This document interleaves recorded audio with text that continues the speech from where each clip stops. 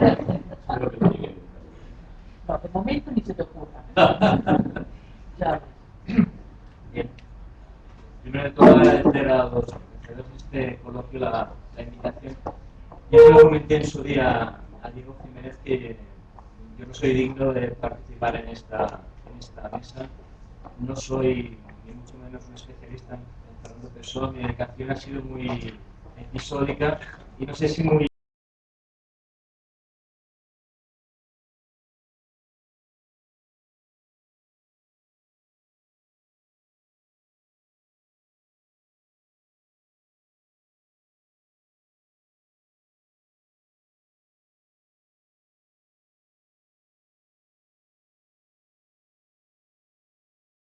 explorarse.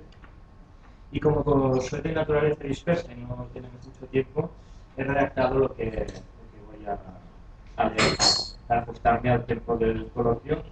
Ya me Fue a propósito de un trabajo que realicé sobre el interés de Fernando Pessoa por la obra de Diego Ruiz cuando tropecé, por así decirlo, con Ernst Mach.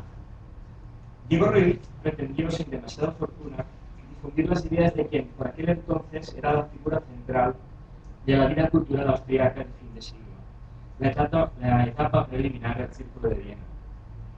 De entrada confieso que la mención de Ernst Mach no he encontrado ni en el espolio Pessoa, ni tampoco en el milieu cultural portugués contemporáneo del autor, aunque más allá de Ruiz, su obra y su renombre disponen en España de una recepción contrastada durante la segunda década del siglo XX. También he de decir que este hilo tan frágil que intento repuntar es fruto de cierto cansancio por las enésimas aproximaciones sobre los relatos de los grandes ismos europeos y la literatura pessoana. Trabajos de marquetería filológica que ponen en evidencia la resoluta centralidad vanguardista de París, Milán o Berlín y el carácter epigonal de Lisboa, Madrid o Barcelona. Ciertamente es un trabajo que se debe hacer, sin duda, pero también teniendo siempre presente sus límites y sus limitaciones.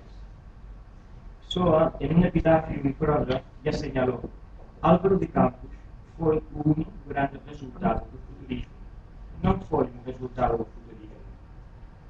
Más allá de unas corrientes estéticas, unas tendencias literarias epocales, la lectura de Pessoa nos exige miradas amplias, acordes a la ambición de quien dijo no tener ambiciones. No tengo la mejor duda, lo mejor de Pessoa no está en la emulación o superación de la modernidad literaria, sino en la síntesis que su literatura representa del pensamiento y del arte de la primera mitad del siglo XX. Esta voluntad sintética, el mismo autor portugués la atribuyó al sensacionalismo. A través del sensacionalismo tenemos quizás la vía de acceso más eficiente para una lectura comprensiva de Pessoa. Es el mismo que sostiene el drama inherente, que despliega con más convencimiento el pensamiento filosófico, religioso o estético del escritor portugués. Lo dije en el trabajo sobre Diego Ruiz y Pessoa. El sensacionalismo no puede tener una explicación a partir de unas ideas pilladas al vuelo, de alguna revista de moda, un fruto reactivo de intención original frente a uno mismo. El sensacionalismo plantea una unidad empírica de la física, de la fisiología o de la psicología en un marco evolucionista del mundo. Retomo pues el concepto de unidad para abordar la obra de Pessoa, porque no creo que haya en toda su obra algo de excéntrico que nos aparte de este marco, ni en su obra poética, ni en su teoría sobre el comercio o en su propuesta sebastianista. Ernst Mach ha sido reconocido como uno de los padres intelectuales de la epistemología evolucionista, considerado como uno de los teóricos de la física actual, precursor de la teoría de la relatividad y de la teoría de los juegos, y un filósofo que por derecho propio debe inscribirse en el espíritu de la modernidad.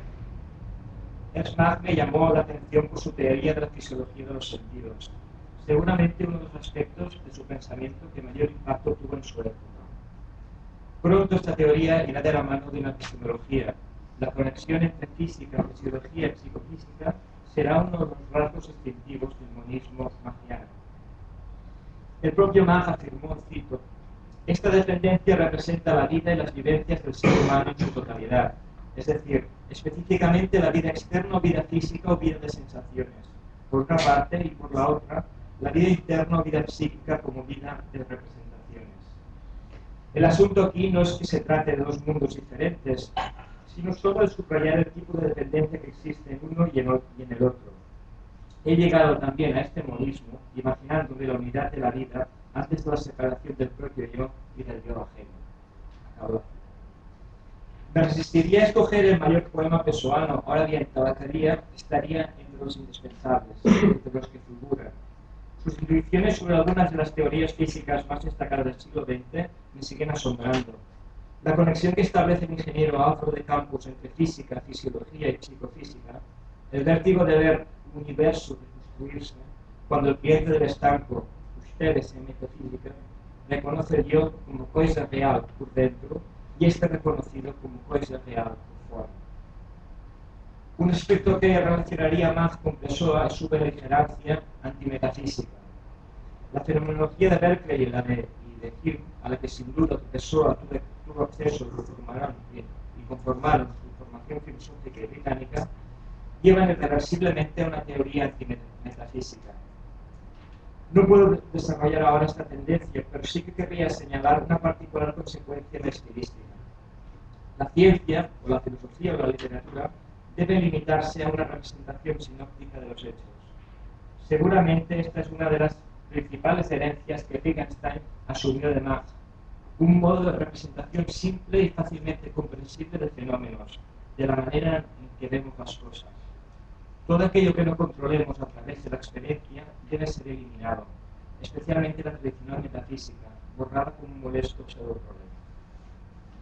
El resultado que se nos ofrece no es ni puede ser nunca un sistema de filosofía ni una concepción totalizadora del mundo. No se busca una solución de todos los problemas, sino lo que Mach y buena parte de sus seguidores llamaron un giro epistemológico. En este sentido, traigo a colación un comentario de un discípulo de Mach, Joseph Poker Limpius. Cito: cuando uno dice el mundo me parece así y no el mundo es así, hay ahí una hipótesis implícita. La filosofía no debe ir más allá del terreno de lo vivido, el resto es silencio. Con ello se acota el escepticismo. Aprender a soportar la idea de una concepción incompleta del mundo, como me dijo en alguna ocasión tan agudamente Mach. Esto podría expresarse así: cerrar la boca y seguir viviendo. Vaya, que si estuviera escrito en portugués y en renglones cortos, podría pasar por un poema inédito de Alberto Caeiro. Como ya en su día sugirió Lourenço a propósito de Caeiro, en esta línea de comprensión estaría el apotegma del Tractatus de Wittgenstein. Toda filosofía es crítica del lenguaje. El sensacionismo de Caeiro diagnostica la enfermedad del pensamiento, es decir, del lenguaje, y propone no tanto un modelo como sobre todo, y para tomar prestada la expresión que acabo de utilizar, un giro epistemológico en las poéticas del siglo XX. El silencio puede revestirse, como mucha crítica ha hecho, de mística, de un orientalismo difuso, pero tal vez era un lugar de encuentro en los itinerarios antimetafísicos de algunos pensadores europeos. También, lógicamente, tuvo sus efectos en la vanguardia literaria de su tiempo. Los problemas fundamentales, básicamente los que destacan, son los límites morales del lenguaje y el dualismo entre lenguaje y realidad. En El hombre sin atributos, de Robert Musil, encontramos una serie de variaciones respecto al concepto del yo, así como una transformación de la economía del pensamiento del modelo de sentido de la posteridad. Preocupaciones compartidas por el asistente de comercio Bernardo Suárez y registradas en su libro, Luis Asser. Respecto al reductismo a que puede llegar la fenomenología y su fortuna en las primeras décadas del siglo XX, me parece oportuno citar unas palabras de Octavio Paz, a propósito de Jorge Guillén y su cántico, la lectura poética que quizás anda más en paralelo a la de Alberto Caeiro. Cito a Paz: la idea de la poesía pura era muy de la época. Años antes la física había intentado aislar los componentes últimos de la materia. Por su parte, los pintores cubistas reducían el objeto a una serie de relaciones plásticas. A ejemplo de los físicos de los pintores, según ha recordado Jacobson más de una vez, los lingüistas habían tratado de encontrar los elementos últimos del lenguaje, las partículas significativas. Esta orientación intelectual se manifestó poderosamente en la filosofía de Husserl, la fenomenología. También los filósofos de esa tendencia intentaron reducir las cosas a sus esencias, y así se hicieron ontologías racionales de la silla, el lápiz, la garra, la mano. Lo malo es que estas ontologías terminaban casi siempre en expresiones como estas: la silla es la silla, la poesía es la poesía, o sea, todo aquello que no es prosa. La fenomenología desemboca, me temo, en tautologías, pero la tautología es quizás la única afirmación metafísica al alcance de los hombres. Lo más que podemos decir del ser es que es.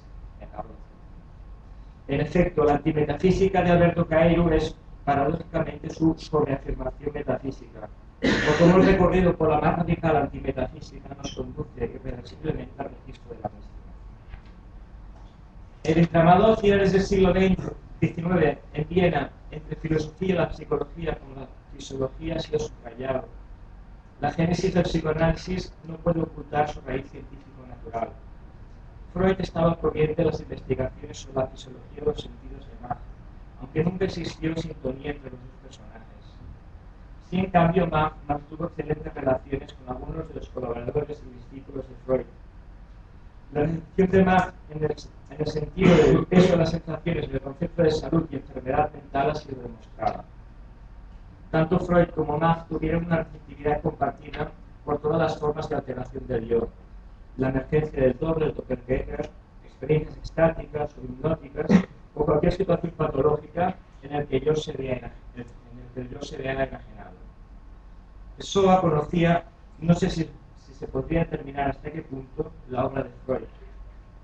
En cualquier caso, suficientemente para poderla enjuiciar como un sistema imperfecto, estreito y utilísimo. Lo hace con una perspicacia genial en la famosa carta de Gaspar Simões a finales del año 31. El interés por la psiquiatría de Pessoa merecería algo más que un comentario. No se trata de investigar al escritor como sujeto clínico, algo, creo yo, que tiene un interés relativo cuando se cae en el mero biografismo, sino discernir sobre la copia de información que sobre psicología y psiquiatría hizo a lo largo de toda su vida. No solo un recurso para su tratamiento personal, su persistente autoauscultación, debemos también encontrar una epistemología, la que conlleva a relatar al sujeto diagnosticado. Se trata en definitiva de incorporar el singular concepto de psicología y psiquiatría de Pessoa, ese tesón, en la lectura de su obra. Por poner un ejemplo, entre los correspondientes, si es que llegaron a recibir la carta de Pessoa, se encuentran Hector y Henri Bourvil de París, en el año 1919. Como muchos de vosotros sabréis, Bourvil tenía un gabinete de estudios sobre el magnetismo personal y de medicina psiconaturista. Su éxito fue sorprendente a tenor de la cantidad de traducciones de sus folletos. Merecería un esfuerzo de integrar este interés pessoano en el sensacionismo. Un método físico, el magnetismo, es estudiado en relación con la fisiología y su efecto, según sostenía Bourvil, permitía un control sobre la salud mental. Pura patraña, otro contacto estrafalario, dirán algunos, del aprendiz de brujo que fue Pessoa.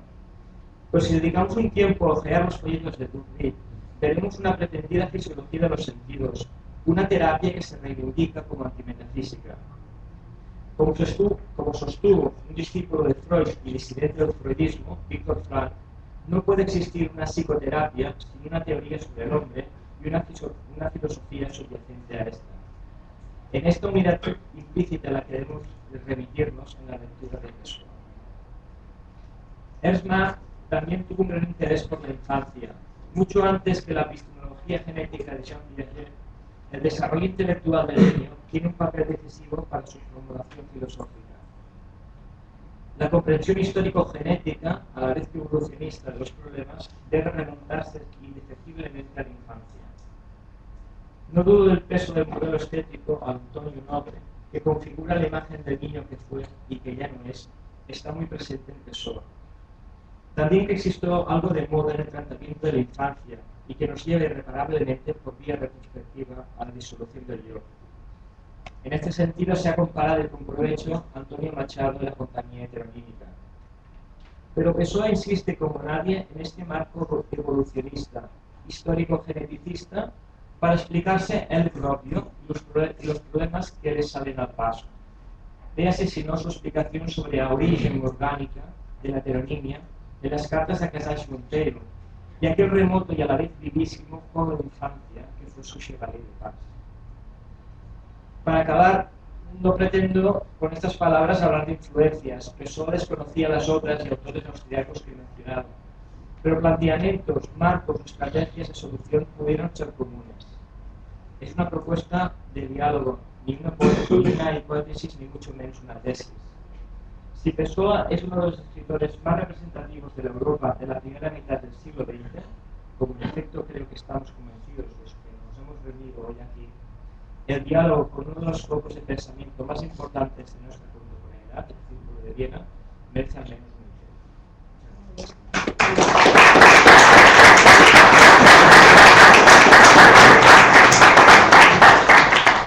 Muchas gracias, Gabriel.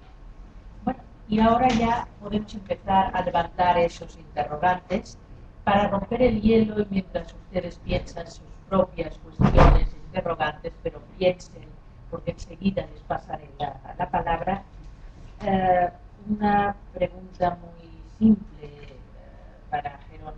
En estos nuevos textos que pueden salir en ese magma documental que todavía queda, ¿sabemos si solo hay textos en portugués o siguen quedando también textos en inglés? No, muchos en inglés. Pessoa vivió muchos años en Sudáfrica.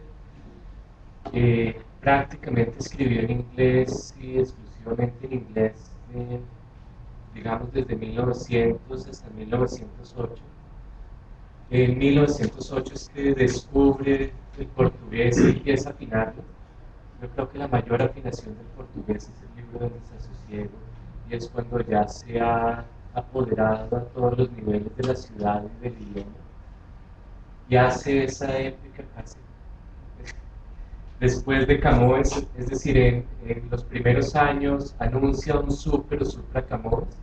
Hay personas a las que les gusta más el super, la parte como de superhéroe. Y en el momento yo creo que hace el primer anuncio de un supra Camões todavía está pensando bastante en portugués.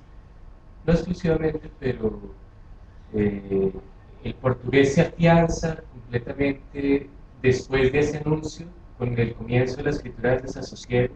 La escritura del desasosiego yo también creo que es el descubrimiento de la importancia del fragmento. Se cita mucho una frase de Pessoa que es casi como un quejido: fragmentos, fragmentos, fragmentos, como que no saliera nada más, pero la verdad es que es de los primeros tiempos, y yo creo que en los últimos ha reevaluado eso y se ha dado cuenta que al contrario es lo que tiene que dejar, es lo que está escribiendo. En los últimos años, si algo hace, son fragmentos, fragmentos, fragmentos, sea del desasosiego, sea de las notas de Álvaro de Campos, sea de esoterismo. Yo creo que lo de redescubrir y lo reevalúa. Y sin embargo, el inglés no lo vuelve a tocar demasiado, pero, y no sabemos cifras exactas, pero es muy posible que un 40% del archivo esté en inglés y una parte que está en francés. Y tanto lo que está en francés como lo que está en inglés, ya olvidando algunos textos en latín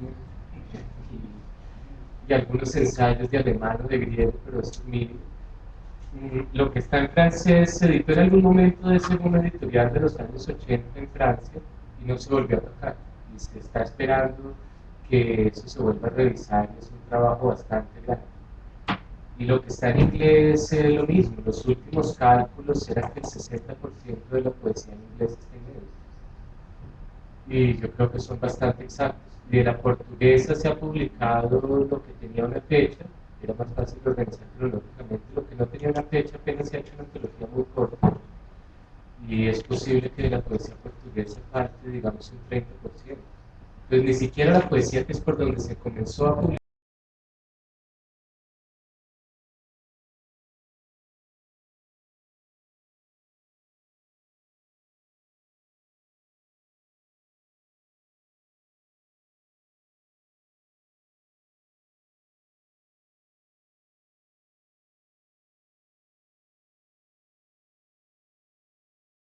prosa que poesía, lo que falta es muy, muy abundante. Y parte de esa prosa está en inglés, parte de esa prosa está en francés, parte está en portugués. Y yo creo que es muy raro encontrar el archivo de un escritor que esté en 3 idiomas. Normalmente no se concentra en uno. Esto es algo que obligaría a departamentos de diferentes lugares a ponerse de acuerdo. Durante mucho tiempo se lo ha estudiado desde los departamentos de portugués, y yo creo que es una falla. Ojalá los departamentos de inglés y de francés miraran hacia Fernando Pessoa, porque tienen material, sencillamente. Entonces, no, lo que queda es muy grande y algunos libros son bilingües. Entonces, además está el desafío a veces para las traducciones de cómo publicar libros de Pessoa fuera de Portugal, porque algunos de los textos están en inglés, otros en español, y después la traducción tendría, digamos, que dar cuenta de eso. Muchas gracias, Jerónimo. Esta es una cuestión fundamental, porque en ese rompecabezas, esas piezas sueltas que siempre es Pessoa, también nos quedan sueltas por lo que tú decías. En primer lugar, por lo que yo decía de que los filósofos no saben filología y los filólogos no sabemos filosofía, al menos no suficiente para enfrentarnos a estos textos. Pero luego está esta cuestión, es decir, si dejamos de lado, como solemos hacer los especialistas en portugués, al Pessoa en inglés, perdemos piezas fundamentales. Y por eso quería yo saber si en lo que queda todavía podemos encontrar piezas de esas fundamentales en otros idiomas. En cuanto a la cruzada del perfecto en pro de la modernidad, yo la comparto absolutamente. Estoy absolutamente convencida de que seguimos siendo románticos, a pesar de todas las vanguardias y de todo lo que sea, hasta el momento en que surja una nueva forma de pensamiento y de arte que mate definitivamente los conceptos de novedad y originalidad, que son la esencia del romanticismo, ahí seguimos. Hemos perdido la solemnidad del lenguaje romántico, la cosmovisión absoluta, y la hemos fragmentado, y a eso le llamamos posmodernismo, pero es que sin una verdadera revolución contra esos dos principios, que tampoco sé si realmente hay que descabalgarlos, pero no podemos decir de ninguna manera que hemos entrado en una nueva fase. Y en Pessoa hay ecos del gran romanticismo trágico en todo ese Álvaro de Campos disfórico del que hablaba Perfecto. O sea que me parece que esa es una cuestión también esencial. En cuanto a que efectivamente Pessoa vive en un mundo y en una época, y esa imagen de Pessoa encerrado en su casa, agarrando borracheras nocturnas y escribiendo desesperadamente, no es cierta, al menos no lo es durante una larga época. Evidentemente Pessoa vive en un mundo y lee revistas y se entera de lo que son los debates intelectuales de su época, y quizá no llegó a conocer, o no tenemos pruebas de que conociera la fisiología de los sentidos de Mach, pero algo andaba en el ambiente que cazó y aplicó a su propio proyecto, a su propio mundo. Bien, distinguido público, tienen ustedes la palabra. Sí. Me gustaría saber dónde se guardan los manuscritos de Pessoa y quién gestiona todo su portfolio. No, están todos en biblioteca pública desde hace más de 30 años. Y hoy en día además están digitalizados y en la Biblioteca Nacional de Lisboa se puede consultar la copia digital completa. Casi completa. Pues, hay una parte que está con la familia, porque está digitalizada y no está en esos computadores, pero de 30.000 papeles, 28.000 están digitalizados en esas copias de los computadores de la Biblioteca Nacional. Y la digitalización que ya se terminó hace 3 o 4 años simplemente fue más rápido que la capacidad de poner eso en línea. Entonces en línea se puede ver Alberto Caeiro, cuadernos y algo más. Pero sí, está una punta del iceberg que ya en internet. La biblioteca, vamos a ver si tal vez en 2 años, más o menos, aunque yo vengo diciendo 2 años hace mucho, no depende de otras funciones y de dinero público, pudiera estar todo eso en línea, porque ya existe ese archivo. Y yo creo que en el momento en el que sea el archivo de Pessoa en línea, además de la biblioteca personal particular que ya está en línea a través de la Casa Fernando Pessoa, son como unas 400.000 imágenes. Si a esas 400.000 imágenes de los libros le sumamos, digamos, 100.000 o más de los manuscritos, vamos en algún momento a tener en línea 500.000 imágenes para verlos. Y yo no creo que falte mucho. Y creo que eso va a marcar también el mundo del que estábamos hablando. Yo tenía una pregunta Perdón, es que se un poquito más fuerte. así, tal vez. Era una pregunta, en primer lugar, le agradecía mucho su estilo y su propuesta en general con este gran estilo, la recibo con mucho aprecio. Pero hay una cuestión, la pregunta por la que comienza o la que comienza la búsqueda de ese texto es una pregunta por un para qué. Y esta pregunta por un para qué implica una noción de intencionalidad que nosotros estaríamos intentando reconocer en Pessoa. Pero, ¿cuál es la naturaleza de esta intencionalidad?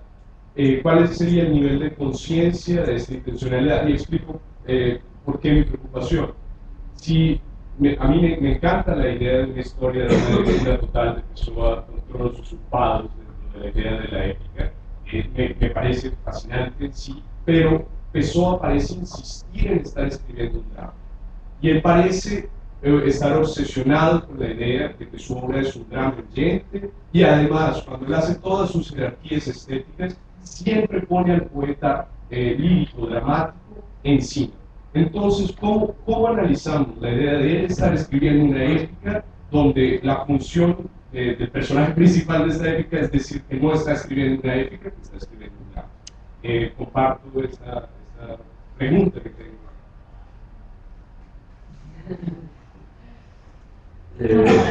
Sí. ¿Por dónde podemos empezar?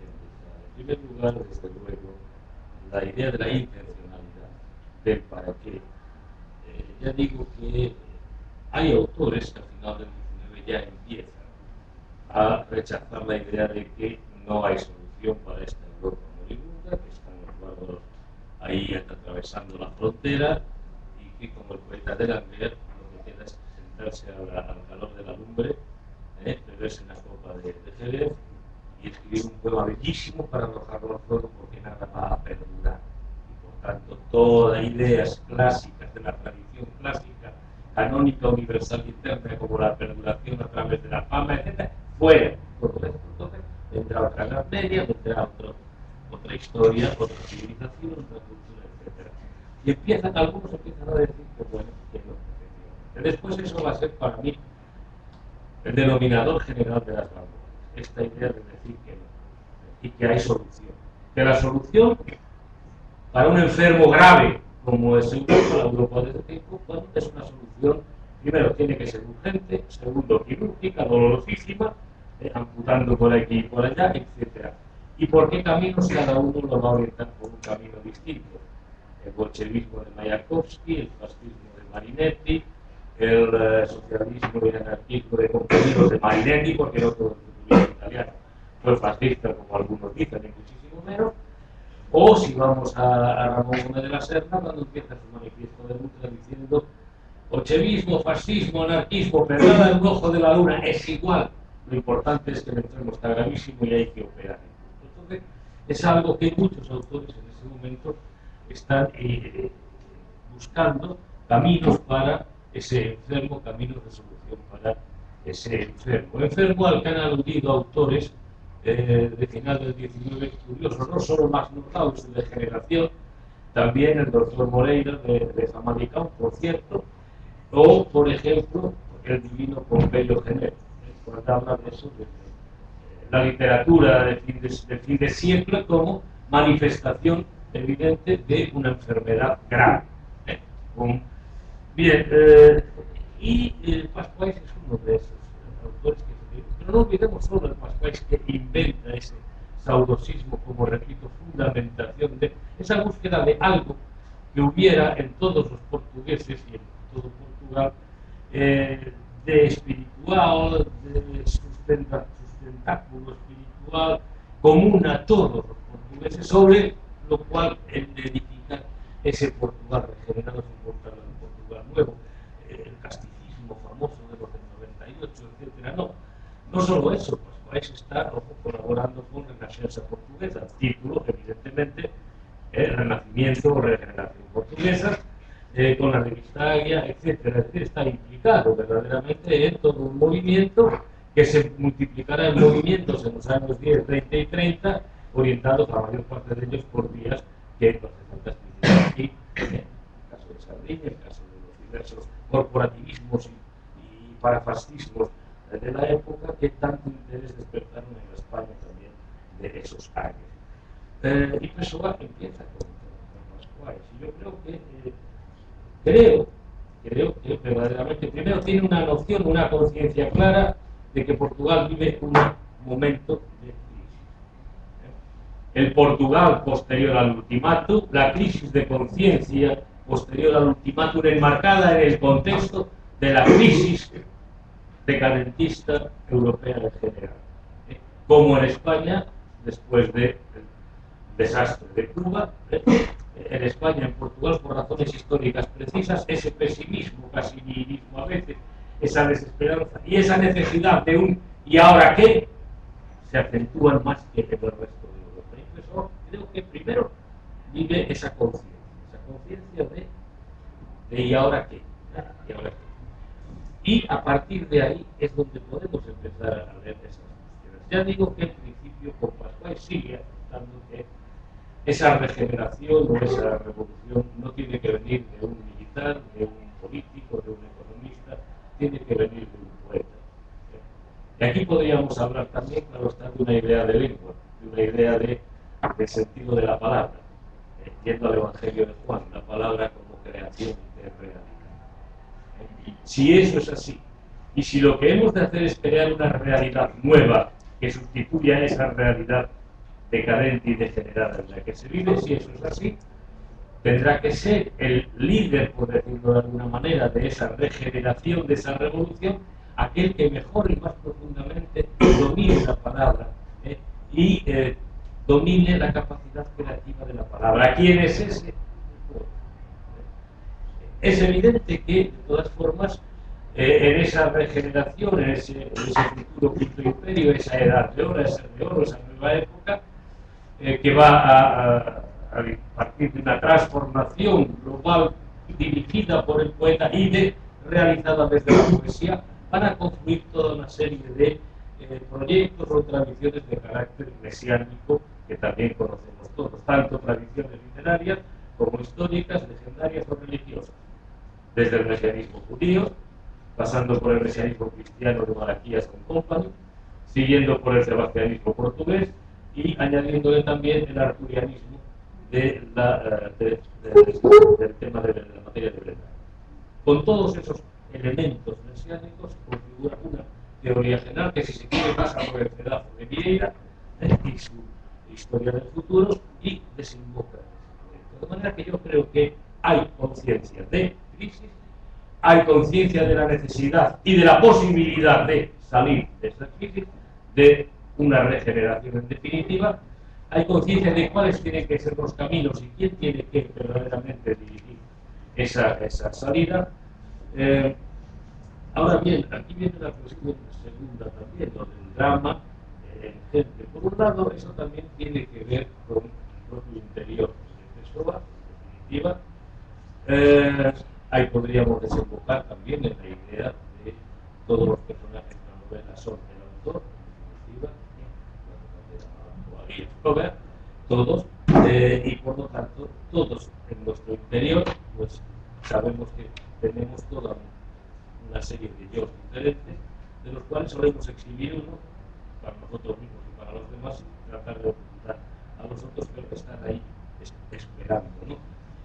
Por lo tanto, el primero también es una conciencia de esta dispersión, de esta fragmentación, que Pessoa consiguió superar por la vía de la sublimación a través de personajes, escritores, autores, poetas heterógenos. Sacarneiro no lo consiguió, lo intentó desesperadamente, pero me perdí dentro de mí porque yo era un laberinto y ahora cuando me siento es con de mí. No lo consiguió llegar a donde su maestro y amigo de Pessoa sí que llegó en cierto modo a controlar, a dominar ese drama, como pues, por esa vía materializada. Ahora, como he dicho antes también en ese proyecto, por otra parte, esta idea del Supracamões, esta idea de ese gran poeta con mayúsculas, se nota que es un poeta, y aquí viene la interpretación alquímica y esotérica de los heterónimos. Por eso digo que mi interpretación no quiere ser totalitaria o única, forma parte de, es decir, la idea de que ese gran poeta, ese Supracamões, ese poeta absolutamente nacional y absolutamente universal que sería el Supracamões, tiene que proceder de la absorción y sublimación de todos los demás poetas que encargarán todas las direcciones de la poesía a la manera del proceso alquímico, para que salga ese poeta sustancial y ese poeta único. Todo eso yo creo que está en esa conciencia de crisis, de necesidad de regeneración, de posibilidad de regeneración y cuáles son los caminos. No creo que haya realmente